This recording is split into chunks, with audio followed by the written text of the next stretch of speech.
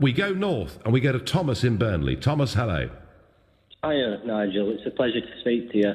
Now, you come from a very old-fashioned Labour area, don't you? Oh, yes, I do. That's why you caught me here when you were talking about old places that voted Labour, because my dad's an old Labour voter. Yeah. And he's often talked about it, because I'm actually a paying member of UKIP myself. Right. I'm part of the UKIP Burnley Independent branch. And he's always told me he'll never vote Labour again because of what they've done to our town. You know, and various of the towns in East Lancashire, because deindustrialisation came eventually in the 1970s, and also a large wave of immigration came as well. And subsequently, our town is nothing compared to what it used to be, and it's hit communities here that very, very hard. You know, I mean, there's basically no communities left in this particular area of the country at all. Mm. You know, I think...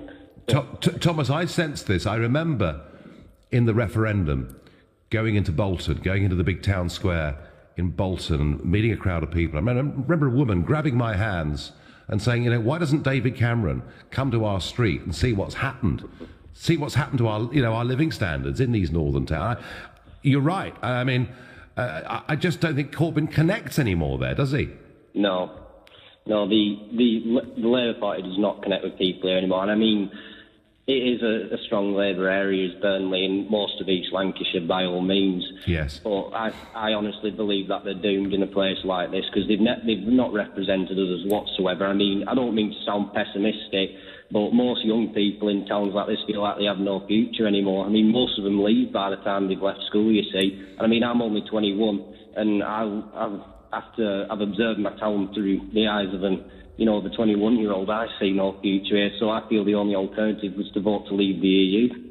Well, that's how a lot of people here feel. Yeah. Well, maybe, Thomas, if the story you're telling us from Burnley is very widely felt, and certainly my sense on the referendum tour was that a lot of people were feeling like this, maybe Paul Nuttall could be a real thorn in Jeremy Corbyn's side and could present the Labour Party with some very serious problems. I think he's got a chance of doing it. Thomas, thank you. We go next to Mylon in Chelsea. Good evening. Good evening, Nigel. How are you? I'm very well. What do you make of Mr. Corbyn? Well, personally, I think you said it yourself, really. You hit the nail on the head. Donald Trump, Brexit, and all the rest of what else is going on. Yep. So I don't see no reason for him not to be the next leader, well, next Prime Minister, really, the way things are going at the moment, in England. Well... With the Brexit you're talking about, I reckon it was a good thing. I voted for Brexit, and obviously, from my company as well, I'm sure a lot of other people did. But in a sense whether Jeremy Corbyn is going to be a good leader, I reckon he'll be a fantastic leader for the country. Do you really? I mean, yep. I mean, okay. I know I'm contradicting myself, but that's just my personal view, really. Well, no. I mean, look, there are plenty of people out there who want a Labour government and who supported Brexit too. You're absolutely right about that. But wasn't Corbyn's position himself a bit odd on this? Because he'd been against the European Union for over 30 years as a backbencher, and then stood as a Labour leader saying we should vote Remain. Wasn't that a bit odd?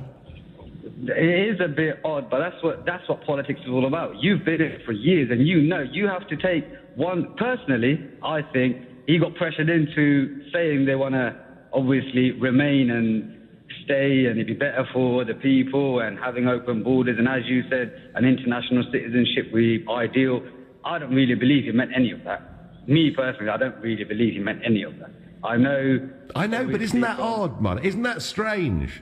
We're told Corbyn could be... It's weird, isn't it, really? Because we're told that Theresa May backed the Remain side, but was really a leaver, and that means she's great as Prime Minister. And now you're telling me that Corbyn didn't really mean what he said in the referendum, because actually he'd been against the EU for his whole career. I mean, all I would say to you is, don't the victories of Trump and people like that, don't they suggest to you that perhaps what we want are leaders who say what they really think?